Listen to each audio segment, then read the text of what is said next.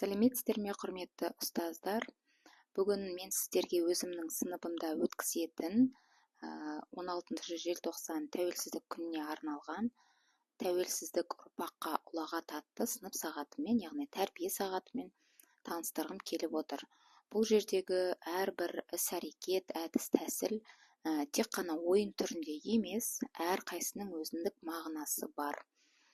Бүгінгі сабағымыздың мақсаты тәуелсіздіктің тарихы мен маңызын түсіндіру, оқушыларға егемендіктің құндылығын ұғындыру, отансүйгіштік сезімін қалыптастыру, туған елге деген құрмет пен мақтаныш сезімін ояту, мемлекеттік рәміздерге, ұлттық құндылықтарға деген сүйіспеншілікті арттыру, олардың мағынасын түсіндіру, оқушыларды ел болашағына жауапкершілікпен қарайтын саналы тұлға болуға тәрбиелеу, бірлік, бейбітшілік пен достықты бағалауға баулу.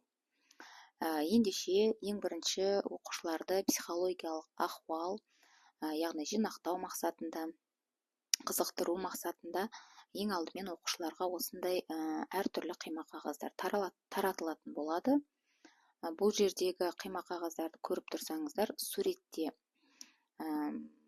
қазақтың ұлттық құндылықтары берілген.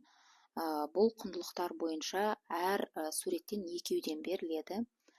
Және оқушылар өздеріне ұнаған суретті алады, сонымен қатар өзінің жұбын тауып сыныптың бір бөлігінде жұптасып тұрады. Жұптасқан оқушылардың ішіндегі кім бірінші сөйлейді, кім бастайды деген сұраққа жауап беру үшін ең алдымен сыныпта және жұптасып тұрған оқушылардың қайсының бойы ұзын, немесе қайсының шашы ұзын деген сияқты әдіспен таңдап аламыз. Мысалға, жұпта тұрған оқушылардың кімнің бойы ұзын, кәнеке қолдарыңды көтере қойыңдар деп, кім қолын көтереді, ендеше сіз қазір осы жұптық жұмысты бастайсыз деген нұсқаулық бересіз. Бұл жерде жұптағы әңгіме, яғни ең бірінші мерекемен құттықтайды және де бүгінгі күнге жұбына тілек айтады. Ол айтып болғаннан кейін екінші қасындағы оқушы, ол да өзінің жұбын мерекемен құттықтайды, жәнегі сонымен қатар жұбының жақсы қасиетін айтады. Бұл жерде әдіс-тәсіл бойынша, яғни оқушылар бір-бірімен қарым-қатынасқа түседі, бір-біріне жақсы тілектер айтады. Жұпта өз ойларын айтып болғаннан кейін оқушыларды бірден топқа бөлесіз, орнына отырмай жатып, бұл жерде қолдарындағы жәнегі өздерінің таңдап алған қағаздарына байланысты оқушылар ұлттық киімдер, ұлттық тағамдар, ұлттық аспаптар, ұлттық ойындар деген 4 топқа сурет бойынша бөлініп отыра қалады. Отырғаннан кейін бүгінгі тақырыпты ашуыңыз қажет. Бүгінгі тақырыпты ашу үшін әр топқа өлең жолдарын дұрыс құрастыра білеміз, яғни әр топқа бір өлең шумағын алып, сол шумақты бөліктерге бөліп құрастыруға ұсынасыз. Мен мысалға тәуелсіздік төрілет менің төріме, тәуелсіздік шаттық сыйлай еліме, 34 жыл қадам басып келесің, мынау дархан кең жазира еліме деген бір шумақ өлеңді алып отырмын. Бұл шумақтың әр жолын мен әрбір топқа беремін, әрбір топ өздері құрастырып шығады. Бұл жерде әр топқа бір-бір шумақтан да берсеңіз болады. Енді өзіңізге байланысты. Өлеңді құрастырып болғаннан кейін әр топ хормен дауыстап оқитын болады. Бірінші топ мысалға тәуелсіздік төрілет менің төріме оқитын болса, екінші топ тәуелсіздік шаттық сыйлай еліме, үшінші топ 34 жыл қадам басып келесің, мынау дархан кең жазира еліме деп төртінші топ аяқтайды. Бұл өлеңді айтып болғаннан кейін оқушыларға өздігінен ой бөлісуге шақырамыз, яғни бұл өлең не туралы, ол туралы не білеміз, яғни балалар, оқушылар бұрынғы алған білімдерін жаңғырту мақсатында, естеріне түсіру мақсатында осы тәуелсіздік туралы өздерінің білетін білімдерімен бөлісетін болады, ойларын айтатын болады.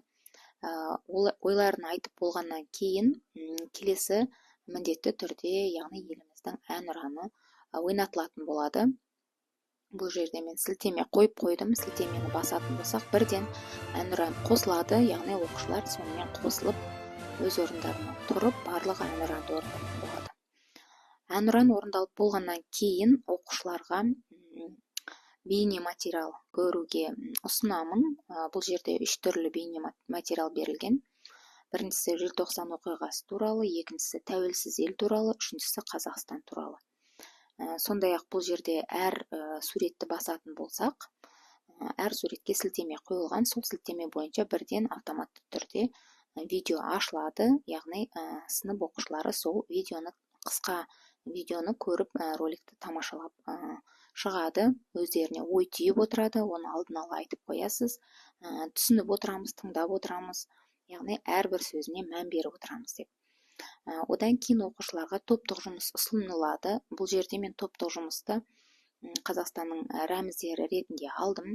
4 топқа, 2 топқа Қазақстан Республикасының туы, 2 топқа Қазақстан Республикасының елтаңбасы беріледі, және де берілген кезде әрбір суретте қандай да бір элемент жетіспейді. Яғни оқушылар бұл рәмізде не жетіспейді, ол қандай мағына білдіреді, табу керек, және де жетіспейтін элементті салу керек, салып болғаннан кейін түсіндіру керек. Мысалға, Қазақстан Республикасындағы күн нені білдіреді, қыран нені білдіреді, жәнегі елтаңбадағы шаңырақ нені білдіреді, немесе оның елтаңбада тұрған жұлдыз нені білдіреді деген сияқты өздерінің ойларымен бөлісетін болады, және тақтаға сол жетіспейтін элементті салып, шығарып, қорғайтын болады. Бұл тапсырманы орындап болғаннан кейін оқушыларға қорытындылау ретінде мен сұрақ жауап ретінде, яғни электронды тақтада сұрақтар ұсынатын боламын. Бұл да және сілтеме арқылы ашылады. Оқушыларға суретті басатын болсақ, сілтеме ашылады. Сол сілтеме арқылы оқушылар өздерінің жәнегі бүгінгі алған білімдерін тексеріп, сұрақтарға жауап беріп шығады. Сұрақтарға жауап бергеннен кейін сынып оқушыларынан түсіндім, сұрағым бар, түсінбедім деген сияқты. Енді кері байланысты әртүрлі форматта ұсына аласыздар. Мен осы кері байланысты алатын боламын.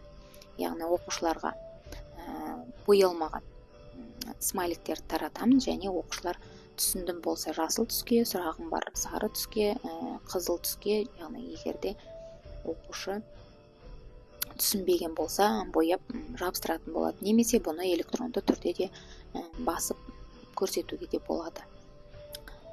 Тыңдағандарыңызға рахмет, каналға жазыла отырыңыздар. Егер пайдалы болып жатса, қажет болып жатса, хабарласуларыңызға болады. Рахмет.